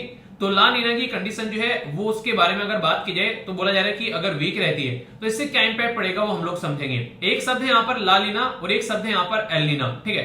तो ला नीना या फिर एल नीनो, इनके दोनों के बारे में हम लोग समझेंगे और इसके बारे में समझेंगे कि इंडियन मेट्रोलॉजिकल डिपार्टमेंट किस तरीके से फोरकास्ट करता है इन पर्टिकुलर एरिया के बारे में। तो सारी बातें एक एक कर मैं आप लोगों से डिस्कस करने वाला हूं। सबसे पहले तो अगर आप लोगों से कोई पूछे हमारे देश में मानसून का क्या महत्व है, तो ये काफी इंपॉर्टेंट है, आप लोगों को पता होना चाहिए। हमारा देश जो है वो एक कृषि प्रधान देश है और वहां पर मानसून जो है बहुत बड़ा रोल प्ले करता है, खासकर जब एग्रीकल्चर के पॉइंट ऑफ व्यू से हम लोग बात करते हैं। हमारे देश में जो मानसून आता है वो हमेशा आप लोगों को ऐसा देखने को मिलेगा जिसके आप लोग, सॉरी ये हो गया वेस्ट डब्ल्यू, ठीक है, ये हो गया वेस्ट और ये हो गया साउथ, जिसको आप लोग साउथ वेस्ट मानसून बोलते हैं। और ये कब होता है, ये तब होता है जब काफी अच्छे खासी गर्मी होती है, और जब गर्मी होती है तो उसके बेस पर फिर ऐसा कंडीशन बनती है जिसके चलते सिचुएशन देखने को मिलती है। अगर मैं थोड़ा सा आप लोगों को एक कॉन्सेप्ट बताने से पहले छोटी सी एक बात सुनाऊं, आप लोगों ने कभी पानी गर्म किया है या फिर दूध गर्म किया है स्टोव पर, या फिर आप लोग देखते हैं मतलब अपना जो गैस चूल्हा होता है उसके ऊपर रखकर, तो वो कैसे गर्म होता है आप लोगों को पता है? उसका गर्म होने का प्रोसीजर क्या है? उसका गर्म होने का प्रोसीजर ये, जैसे आप लोग उसके नीचे स्टोव जलाते हैं तो जो ठंडा पानी होता है, ठीक है, वो तो भारी होता है, वो नीचे आता रहता है, और जो गर्म पानी होता है वो ऊपर जाता रहता है, तो ऐसे घूमता रहता है। तो जो ठंडा होगा वो नीचे आएगा, गर्म होगा ऊपर चला जाएगा, जो दूसरा ठंडा होगा वो नीचे आएगा। तो इस तरीके से हमेशा गर्म जो होता है वो ऊपर रहता है, इसका मतलब वो हल्का होता है, तो वो हमेशा ऊपर उठ जाता है। तो इसके वजह से यहाँ पर ऐसा ही मौसम आप लोगों को बेसिकली देखने को मिलेगा इन्वायरमेंट के अंदर में, जैसा उस पर्टिकुलर बर्तन के अंदर आप लोगों को देखने को मिलता है। जब हमारे देश में मॉनसून ठीक ठाक रहती है, एक नॉर्मल मॉनसून रहती है, एक नॉर्मल ईयर रहता है, तो इसका मतलब है कि बारिश जो है वो ठीक ठाक हमारे देश में रहेगी। तो इसका मतलब ये होगा कि ये जो ऑस्ट्रेलिया वाला रीजन है और यहाँ पर जो ये बेसिकली साउथ अमेरिका वाला रीजन है, ये रीजन है पैसिफिक ओशन का, यानी कि प्रशांत महासागर का। तो इसमें कंडीशन चेंज होती रहती है, और जैसे जैसे इसमें कंडीशन चेंज होती है वैसे वैसे इंडियन ओशन के अंदर भी इसका इंपैक्ट देखने को मिलता है। तो जब एक नॉर्मल ईयर रहेगा हमारे देश में मॉनसून जो है वो आराम से आएगा, तो इसका मतलब ये है कि कोई इसके अंदर चेंज नहीं है, तो यहाँ पर ठीक ठाक गर्म कंडीशन रहेगी ऑस्ट्रेलिया के ऊपर, और यहाँ पर कहीं ना कहीं इसका इंपैक्ट आप लोगों को यहाँ पर भी देखने को मिलेगा, जिसकी वजह से हमारी कंट्री में मॉनसून जो होता है वो नॉर्मल रहता है। पर लेकिन सोचिए अगर यहाँ पर ये जो गर्म कंडीशन है ये यहाँ पर न हो, और ये जो गर्म कंडीशन है ये इधर आप लोगों को साउथ अमेरिका की साइड में जाती हुई नजर आ जाए, तो फिर क्या होगा, फिर यहाँ पर आप लोगों को मॉनसून जो है वो कम देखने को मिलेगा। तो इसका मतलब है एल नीनो, इल्ले, ऐसे हो गया, इल्ले गड़बड़ हो गई, ठीक है, ऐसे बोल देते हैं। इल्ले का मतलब तो मुझे नहीं पता, आप लोग एक बार देखिएगा, पर लेकिन बोले इल्ले, तो उसके नहीं कि यहाँ कुछ ऐसा कुछ हो गया है। तो इन्हें कहने का मतलब यहाँ पर है कि जो मॉनसून अच्छा खासा आने वाला था, अगर एल नीनो आती है यहाँ पर, तो वो मॉनसून जो है वो गड़बड़ा जाता है, क्योंकि गर्म कंडीशन जो है वो अब आप लोगों को यहाँ पर देखने को मिलेगी, जो कि साउथ अमेरिका की साइड में है। यानी कि जब अल नीनो आता है तो साउथ अमेरिका की साइड में अच्छी खासी बारिश आप लोग यहाँ पर बोल सकते हैं होती है, पर लेकिन अगर बात करें ऑस्ट्रेलिया और इंडियन ओशन की साइड में, यहाँ पर आप लोगों को कम बारिश होती नजर आएगी। तो ये है एल नीनो, ठीक है। पर लेकिन इसकी बहन है, उसको बोलते हैं ला नीनो, ठीक है, या फिर ला नीना बोलते हैं उसको, वो इसका जस्ट अपोजिट है। वो क्या करेगी, वो यहाँ पर बेसिकली ऑस्ट्रेलिया वाले रीजन के ऊपर में ये काफी लार्ज स्केल पर आप लोगों को ये बेसिकली एक ट्रेड विंड जो है वो आप लोगों को चलती हुई नजर आएंगी, और उस टाइम पर यहाँ पर काफी लार्ज स्केल पर टेम्परेचर जो होगा वो एक अच्छे खासा टेम्परेचर होगा। यहाँ पर बारिश एक धड़ाधड़ वाली आपकी बार होने वाली है, यानी कि जो नॉर्मल टेम्परेचर था उससे थोड़ा सा टेम्परेचर और ज्यादा बढ़ जाएगा। अब लानीना का मतलब है कि ला, बारिश ला, यानी कि बारिश लेके आ ला, तो इसका मतलब यहाँ बारिश ला रही है हमारे वाले रीजन में, ऐसे आप लोग इसको याद रख लेना। तो ला लीना का मतलब क्या हो गया, अच्छी है, यानी कि हमारी जो एरिया में बारिश आएगी तो इसका मतलब ला लीना जो है वो अच्छी है। इस तरीके से आप लोग इसको कंपेयर कर सकते हैं। अगर मैं मोटे मोटे तौर पर दोनों में डिफरेंस आप लोगों को बताना चाहूं तो यहां से कई क्वेश्चन आप लोगों के एग्जाम में बन चुके हैं, थोड़ा सा ध्यान से इसको सुनिएगा कि एल नीनो और ला नीना में क्या डिफरेंस है। अगर बात करें यहाँ पर पैसिफिक ओशन के बारे में, जब एल नीनो आता है तो ट्रेड विंड जो है वो वहां पर बेसिकली क्या हो जाती है, वीक हो जाती है। इसकी वजह से वहां पर बेसिकली बारिश ज्यादा नहीं होती है, और इंडियन ओशन में यहाँ पर देखिए मानसून का जो एरिया है वो भी कमजोर रहता है। इसलिए कहते हैं जिस साल यहाँ पर एल नीनो आएगा उस साल हमारे वाले रीजन में कम बारिश होगी और हमारे वाले रीजन में दिक्कतें देखने को मिलेगी। तो ये ज्योग्राफी का कॉन्सेप्ट आप लोगों के सामने निकल कर आता है। पर लेकिन ला लेने के बारिश लेके आ ला, तो यहाँ पर जब ट्रेड विंड जो होगी काफी स्ट्रॉन्ग होगी और शानदार तरीके की झनाझन बारिश आप लोगों को इस रीजन में देखने को मिलेगी। तो इसका मतलब हो गया अब की बार लानीना है, यानी कि नॉर्मल से भी ज्यादा जब बारिश हो जाए तो इसका मतलब ये कि लानीना आ गया है। अगर बात करेंगे एल नीनो के बारे में तो वार्मर वाटर होगा accumulate in the eastern Pacific side. Eastern मतलब यानी कि यहाँ पर आप लोगों को देखने को मिलेगा जो पैसिफिक का जो वेस्ट और ईस्ट वाला पोर्शन होता है, तो इस वाले रीजन में नहीं, इस वाले रीजन में, यानी कि अमेरिका जो साउथ अमेरिका वाला रीजन है, यहाँ पर आप लोगों को अच्छा खासा ये देखने को मिलेगा, जिसकी वजह से वहां पर कंडीशन अच्छी खासी नजर आएंगी आप लोगों को। पर लेकिन अगर बात करें यहाँ पर अपने वाले पोर्शन में यहाँ पर चीजें जो है वो कम नजर आएंगी। पर लेकिन बात करें लानीना के बारे में तो कोल्ड वाटर एक्यूमुलेट होता है यहाँ पर वेस्टर्न पार्ट में, ठीक है, ऑफ द पैसिफिक। तो यहाँ पर कंडीशन आप लोगों को इसके अपोजिट देखने को मिलेगी। देखिए ईस्ट और वेस्ट में जो होगा एक तरीके से अगर आप बात करें एक कंडीशन वहां पर सही होगी तो दूसरी साइड में दूसरे की वजह से सही होगी, ठीक है, ऐसे आप लोग समझ सकते हैं। इसकी वजह से जो फिश है वो रिड्यूस हो जाता है, क्योंकि न्यूट्रिशन का जो लेवल है वो वहां पर अपवेलिंग नहीं हो पाती है। अपवेलिंग क्या होता है, जब पानी जो होता है नीचे से ऊपर निकल कर आता है तो कई सारे न्यूट्रिशन साथ में लेकर आता है, तो वो नहीं मिल पाती है, तो इसकी वजह से मछलियां भी वहां पर आप लोगों को कम देखने को मिलेगी। अगर यहाँ पर बात करें तो अपवेलिंग बढ़ जाती है, अच्छी खासी मछलियां भी आप लोगों को देखने को मिलेगी।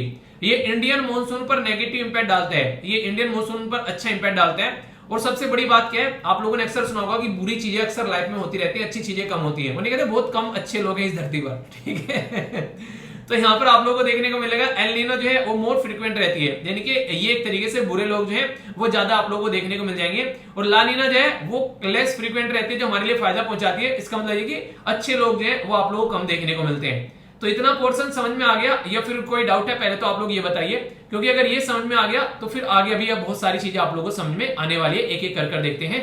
अब जिस जिस भी एरिया से आप लोग आते हैं, अब आप लोगों को मैं बताने वाला हूं अब का मॉनसून कैसे रहने वाला है। यानी कि अब मैं यहाँ पर भविष्यवाणी करने वाला हूं कि जिस जिस एरिया में बारिश रहेंगी वो कैसी रहेंगी और आप लोगों को क्या कंडीशन देखने को मिलेगी। अगर मैं बात मानूं, अगर आप लोग मेरी बात मानो मतलब, तो भविष्यवाणी जो है वो मेरी नहीं है, वो भविष्यवाणी है अलग अलग ऑर्गेनाइजेशन की। और यहाँ पर भविष्यवाणी की गई है स्काई मेट के द्वारा। तो मैं स्काई मेट की भविष्यवाणी आप लोगों को सुना रहा हूँ कि इनके द्वारा क्या बोला गया है। और आप लोग बोल सकते हो ये अब की बार अगर जिस भी एरिया में आप लोग रहते हैं कि देखना अब की बार बारिश कम होगी, ठीक है। तो कहेंगे भाई तुमको कैसे पता है? कि भैया ऐसे ही थोड़ी ना है, हम लोग ऐसे फैमिली के मेंबर हैं, ठीक है हमको सारी चीजें पता होती है चलिए, यहाँ पर बोला गया कि साउथ वेस्ट मानसून जो है 2022 में वो नॉर्मल रहने वाला है। यानी कि लानीना और एलनीना का इंपैक्ट जो है वो ना के बराबर रहने वाला है, ऐसा आप लोग बोल सकते हैं। और ये बोला गया है यहाँ पर स्काई मेट के द्वारा। स्काई मेट जो है उसके द्वारा नॉर्मल शब्द यूज किया गया था, इसका मतलब 98%, जो हिस्टोरिकल एवरेज है 88, ठीक है। तो एक तरीके से 4 मंथ का टाइम ड्यूरेशन यहाँ पर यूज किया जाता है, जिसका स्टेज आप लोगों को देखने को मिलेगा जून, जुलाई, अगस्त, सितंबर, ठीक है। तो ये 4 महीने होते हैं जिनमें हमारे देश में मानसून रहता है। अभी बात करें राजस्थान, गुजरात, नागालैंड, मणिपुर, मिजोरम और त्रिपुरा, याद सुनिएगा जो जो भी इस राज्य से आते हैं वहां पर बारिश जो है वो कम होने वाली है। यानी कि थोड़ा सा मौसम जो है वो ज्यादा गर्म रहने वाला है। तो आप लोग अपना उसी तरीके से तैयार रहना, पानी वानी अच्छे से पीते रहना, अपनी सेहत का ध्यान रखिएगा वरना दिक्कतें देखने को मिलेगी। नॉर्थ ईस्टर्न रीजन में बल्ले बल्ले रहने वाली है, वहां पर तो दबाकर बारिश होती है और ऐसी ही रहेगी। तो वहां पर हाई लेवल ऑफ रेनफॉल आप लोगों को देखने को मिलेगा। पर लेकिन बात करें साउथ केरला, इसी के साथ में नॉर्थ इंटीरियर कर्नाटका, यहां पर आप लोगों को थोड़ा सा कम बारिश देखने को मिलेगी कोर मानसून के मंथ जुलाई और अगस्त के टाइम पर लेकिन पंजाब, हरियाणा, उत्तर प्रदेश, जो कि खासकर खरीफ जो क्रॉप आप लोगों को यहां पर देखने को मिलती है, और इसी के साथ में रेनफेड महाराष्ट्र और मध्य प्रदेश में अब की बार अबव नॉर्मल मानसून रहने वाली है। तो ये यहाँ पर एजेंसी के द्वारा बोला गया है। अगर पूरा बोला जाए तो पूरी नॉर्मल कैसे बोली गई है, देखिए कहीं पर ज्यादा है और कहीं पर कम, जब दोनों को मिला दोगे तो हो गया नॉर्मल, ठीक है। तो इसका मतलब है कि कहीं पर ज्यादा है कहीं पर कम है, जब कंबाइन कर दोगे तो वो नॉर्मल हो जाएगा। ऐसे आप लोग इसको अंडरस्टैंड कर सकते हैं। तो इसके साथ में आप लोग अपने आप को कनेक्ट कर सकते हैं। तो यही बातें यहाँ पर समझाने की कोशिश की जा रही है, ठीक है। इसी के चलते मैं कुछ और बातें आप लोगों को यहाँ पर बताना चाहता हूँ जिससे कि आप लोग चीजों को कनेक्ट कर पाओगे। जैसे यहाँ पर लानीना के बारे में लिखा है, इसका मतलब है little girl in Spanish language में जब आप लोग बात करोगे।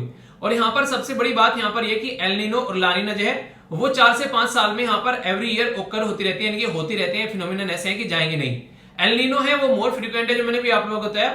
और यहाँ पर देखने को मिलेगा ये एक एपिसोड रहता है 9 to 12 मंथ का, यानी कि काफी लंबा इंपैक्ट डालकर यहाँ पर जाता है, ठीक है। तो ये कोल्ड इवेंट की कैटेगरी में इसको बोलता है। वैसे इसको यहाँ पर एल यहाँ पर विजय के नाम से भी इसको जानते हैं बेसिकली। ये स्पेनिश लैंग्वेज में अगर आप लोग यहाँ पर बात करते हैं, जब लानीना आती है आप लोगों को पता है इंडियन ओशन की साइड में अच्छी खासी बारिश होगी, पर लेकिन पेरू और इक्वाडोर की साइड में यहाँ पर आप लोगों को देखने को मिलेगा सूखा, और ऑस्ट्रेलिया की साइड में देखने को मिलेगी बाढ़। तो ये आप लोग यहाँ पर अंडरस्टैंड कर सकते हैं, यानी कि यहाँ पर पड़ेगा सूखा और यहाँ पर आएगी बाढ़। इतना जबरदस्त दबाकर यहाँ पर बारिश होती है। बिल्कुल इसी पैटर्न में जैसे आप लोगों ने एल नीनो और लानीना यहाँ पर समझा, एल नीनो और लानीना का एक कॉन्सेप्ट यहाँ पर है Indian ocean dipole. Indian ocean dipole में आप लोगों को ऐसे ही फिनोमिनन देखने को मिलेगा जैसा एल नीनो और लानीनो में देखने को मिलता है। तो यहां से क्वेश्चन आप लोग कई बार बन जाते हैं। कई बार क्या आप लोगों ने अगर पुराने क्वेश्चन पेपर देखे होंगे रिसेंटली, अभी 3-4 सालों के अंदर यहां से क्वेश्चन पूछे जा चुके हैं। तो यहाँ पर इंडियन ओशियन डाइपोल, डाइपोल मतलब 2 पोल। इसका मतलब क्या हो गया, एक साइड में यहाँ पर जैसे यहाँ पर ऑस्ट्रेलिया वाला रीजन हो गया, और दूसरा यहाँ पर अगर आप लोग इधर आएंगे यानी कि थोड़ा सा अपनी कंट्री की साइड में, या फिर आप लोग बोलिए तो अरेबियन सी वाली साइड में जब आप लोग जाएंगे तो इसमें कंपेयर किया जा रहा है। तो यहाँ पर पॉजिटिव फेज है, यहाँ पर इसका मतलब ये हो गया कि इंडियन ओशन का डाइपोल जो है अगर पॉजिटिव फेज है तो इसका मतलब ये हो गया कि इंडिया की साइड में जो है वो यहाँ पर बारिश जो है काफी अच्छी होने वाली है यहाँ पर हमारी कंट्री के ऊपर में, ठीक है। ऐसा आप लोग बोल सकते हैं, यानी कि नॉर्मल से भी वार्मर हो गया तो पॉजिटिव फेज का मतलब हो गया बारिश ज्यादा होने वाली है, और ऑस्ट्रेलिया की साइड में थोड़ा सा ठंड देखने को मिलेगी। पर लेकिन अगर बात करेंगे नेगेटिव फेज है तो यहाँ पर बारिश कम होती है आप लोगों को नजर आएगी, और ऑस्ट्रेलिया की साइड में ज्यादा बारिश आप लोगों को होती नजर आएगी।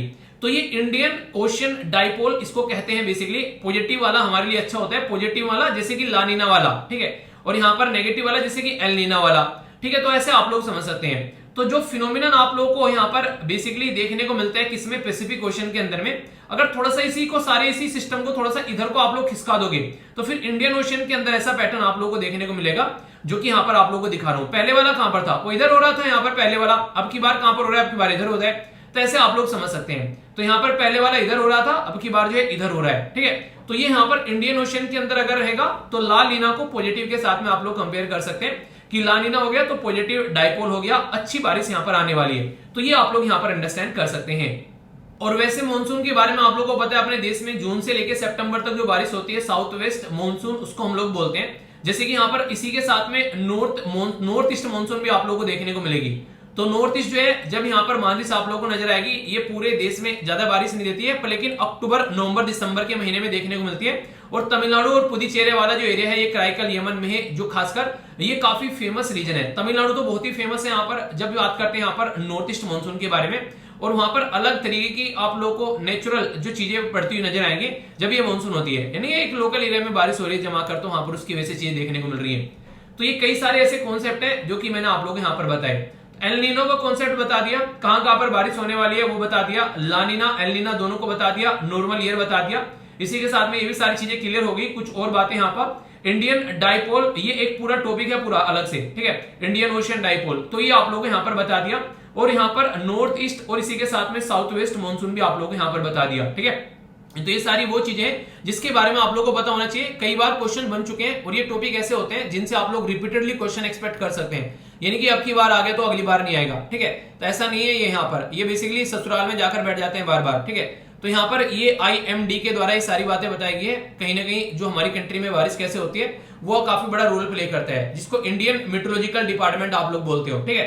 तो उसके द्वारा ही बोला गया अभी कि नॉर्मल मानसून रहने वाला है, तो इसके बारे में भी आप लोग याद रखिएगा। तो ये ministry of earth and science के अंदर आने वाला डिपार्टमेंट 1875 में बनाया गया था, जो कि आज की डेट में हेडक्वार्टर न्यू दिल्ली में आप लोगों को इसका देखने को मिलेगा। अगर थोड़े से आप लोग इच्छुक हैं बताने की इसके बारे में कुछ, मुझे भी आप लोग बताएगा कि आज की डेट में इसके जो एग्जीक्यूटिव हेड कौन है, आप लोग ये बताइएगा, ठीक है। तो ये बेसिक चीजें। अब आप लोगों के सामने क्वेश्चन है जो कि आप लोग को अटेम्प्ट करना है। बात की जा रही है यहाँ पर क्वेश्चन के बारे में कि एल नीनो और इसी के साथ में लानिना जो है वो ओकर होता है एवरी ईयर 4 से 5 साल में, ठीक है। दूसरा बोला गया यहाँ पर लानिना जो है वो मोर फ्रीक्वेंट है देन एल नीनो, ठीक है। अब ये क्वेश्चन आप लोग आसानी से अटेम्प्ट कर सकते हैं, पर लेकिन अगर टॉपिक आप लोगों ने नहीं पढ़ा होता तो ये क्वेश्चन आप लोगों के लिए भारी पड़ जाता है कि नहीं। तो अब आप लोग आंसर दीजिए। तो अभी मैंने डिटेल में डिस्कस किया यहाँ पर ये सारी चीजें। लानिना के बारे में आप लोगों से यहाँ पर आप लोगों को देखा कि यहाँ पर 4 से 5 साल में फ्रीक्वेंट होता है, ठीक है। पर लेकिन एल नीनो ज्यादा है क्योंकि नुकसान देने वाली ज्यादा होती है चीजें और फायदा पहुंचाने वाली कम होती है।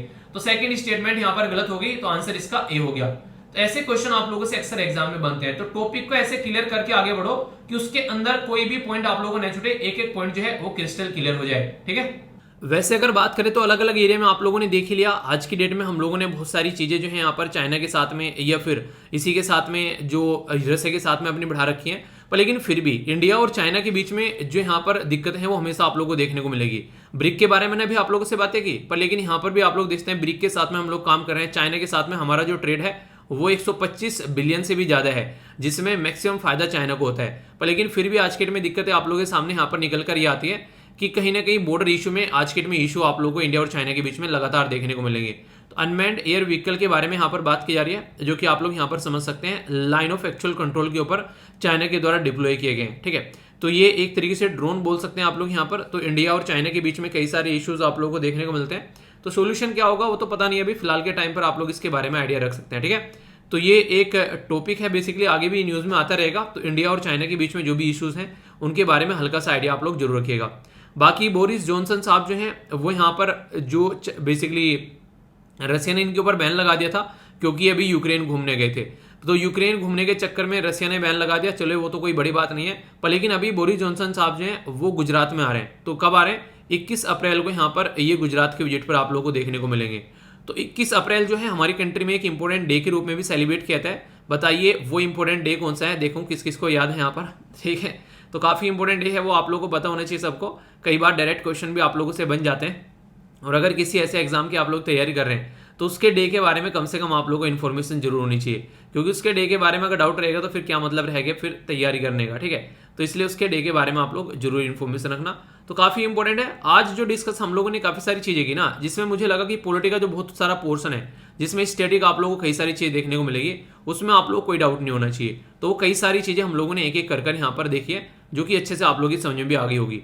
बाकी आज के सुडोकू के बारे में अगर बात करें तो ये 1 स्टार की सुडोकू है, जो कि आप लोग को अटेम्प्ट करनी है। इसमें कोई भी ज्यादा आप लोगों को मेहनत नहीं लगनी चाहिए, ठीक है। और यहाँ पर ये कल वाली सुडोकू का सोल्यूशन भी आप लोगों को देखने को मिल जाएगा। अटेम्प्ट जरूर किया करो इनको, जितना ज्यादा आप लोग अटेम्प्ट कर सकते हैं। इसी के साथ में जो SLV कमांडो है यहाँ पर ये है काजल सिंह। जिनके द्वारा काफ़ी अच्छे से आंसर दिए गए। आप लोग भी पार्टिसिपेट करिए। और जो परसों के आंसर थे वो मैं बताने भूल गया था, क्योंकि बहुत सारे क्वेश्चन पूछे गए थे, तो मैंने कमेंट पिन कर दिया था, ठीक है, उसी वीडियो के नीचे, तो आप लोग देख लेना। और जब भी यहाँ पर कई बार ऐसा होता है कि देखिए कई सारे बच्चे ना आंसर जो है काफ़ी डिटेल में देते हैं, तो आप लोग एक दूसरे का आंसर जब पढ़ोगे ना तो काफ़ी कुछ नई चीज़ें भी आप लोग को जानने को मिलेगी। तो ये काम आप लोग कंटिन्यूस करिए, इससे बहुत सारी चीज़ें जो हैं वो लंबे समय तक आप लोग याद रख पाओगे, ठीक है। तो कोई भी डाउट, अगर कहीं पर कोई भी कंफ्यूजन हो तो उसको क्रिस्टल क्लियर करके आप लोग को आगे बढ़ना है। और बाकी आज का जो मैंने आप लोग को बताया यहाँ पर, ये जो बेसिकली क्विज है इसको आप लोग जरूर देखिएगा। कल का क्विज भी मैं यहाँ पर पोस्ट कर दूंगा। और इसी के साथ में यहाँ पर आप लोग को इंग्लिश से रिलेटेड एक सेशन आप लोग को देखने को मिलेगा, जो कि लास्ट में भी सेशन यहाँ पर कई सारे मैं इंग्लिश के आप लोगों के ले चुका हूँ। तो यहाँ पर जो आप लोगों को देखने को मिलता है इसके अंदर में, तो अब तक कितने सेशन पूरे हो चुके हैं अगर आप लोगों ने इनके सेशन यहाँ पर लिए हैं, ठीक है। तो मुझे लगा सर 9-10 सेशन हो चुके हैं कंप्लीट, ठीक है। हाँ 10th ये 10th सेशन था जो मैंने यहाँ पर अपडेट किया था। अभी यहाँ पर आज 11th सेशन जो है वो भी अपडेट कर दूंगा। ये किस तरीके से बातें की जाती है वो आप लोगों को दिखाते हैं इंग्लिश में, अगर इससे बातें करनी है तो ये एक अच्छा तरीका है जिसको आप लोग अंडरस्टैंड कर सकते हैं। अगर इसको आप लोग ढंग से लेकर चलोगे तो कोई भी प्रॉब्लम आप लोगों को देखने को नहीं मिलेगी, ठीक है। तो इसको आप लोग अच्छे से अटेम्प्ट कीजिएगा, ओके। तो ये था टोटल आज का आप लोगों का लेक्चर। तो बहुत सारी चीजें आप लोगों को यहाँ पर देखने को मिली। अगर कोई डाउट होगा तो उसके बारे में बताइएगा। जैसे कोलिजन सिस्टम वगैरह ये ऐसे क्वेश्चन है आप लोगों से बड़ी फ्रीक्वेंटली पूछे जाते हैं। क्यों? क्योंकि हमारी कंट्री में जुडिशरी के अंदर दिक्कत देखने को मिलती है। इन्फोर्समेंट डायरेक्टरेट के बारे में पढ़ा है मैंने, यहाँ पर आप लोगों को क्वेश्चन भी आप लोगों से बन जाता है। ब्रिक के बारे में हम लोगों ने काफी डिटेल में बातें की। कोलिजन सिस्टम में तो कोई भी डाउट अब आप लोगों को नहीं होना चाहिए। जिस तरीके से हम लोगों ने चीजें देख ली है, सारे क्वेश्चन आप लोग यहाँ पर इससे निकल कर आ जाएंगे और एक एक क्वेश्चन आप लोग यहाँ पर आप लोग अटेम्प्ट भी कर पाओगे। तो बिल्कुल टॉपिक को वो नहीं कहते कि निचोड़ लेना चाहिए टॉपिक को। अगर टॉपिक को एक तरीके से आप लोग ऐसे कवर करोगे तो फिर एग्जाम में चाहे कैसे भी क्वेश्चन क्यों ना हो आप लोग उसको डाउट नहीं देखने को मिलेगा, ठीक है। और आंसर राइटिंग के जो क्वेश्चन आप लोग को दूंगा वो आप लोग अगर अटेम्प्ट करते हो तो एक दूसरे का आंसर आप लोग रिव्यू भी किया करो। उससे क्या रहता है कि लंबे समय तक आप लोग चीजें जो हैं वो याद रख पाओगे। और जब एक दूसरे का आंसर आप लोग पढ़ते हो ना तो आप लोगों को अपना आंसर पढ़ते हैं और दूसरे का आंसर पढ़ते हैं तो उसमें थोड़ी डिफरेंस नजर आएगा। अपने पर हम लोग थोड़ा रहम कर लेते हैं, नहीं सब कुछ सही लिख रहे हैं। दूसरे का आंसर पढ़ेंगे तो हम लोग को कई सारी गलतियां दिखाई देती हैं। तो एक दूसरे का आंसर जब आप लोग एनालाइज करना स्टार्ट करोगे तो काफी फायदा आप लोगों को यहाँ पर देखने को मिलेगा। ये पर्सनल एक्सपीरियंस है, नहीं यकीन आ रहा है तो कर सीखो, क्योंकि कोई भी माँ के पेट से सीख के नहीं आता है। ट्राई करो और आप लोग भी इसको इंप्लीमेंट करने लगोगे, ठीक है। तो ये थी कुछ बेसिक इन्फॉर्मेशन, तो चीजों को अच्छे से एंजॉय करिए। पीडीएफ आप लोगों को लेक्चर की मिली जाएगी टेलीग्राम पर, और क्वेश्चन भी पोस्ट करूंगा, उनको अटेम्प्ट कर लेना। तो मिलता हूं नेक्स्ट लेक्चर में, तब तक अपना ध्यान रखिए। बड़ों को नमस्ते, छोटों को प्यार, छोटी सी लाइफ एंजॉय करार। मिलता हूं नेक्स्ट लेक्चर में, तब तक के लिए जय हिंद।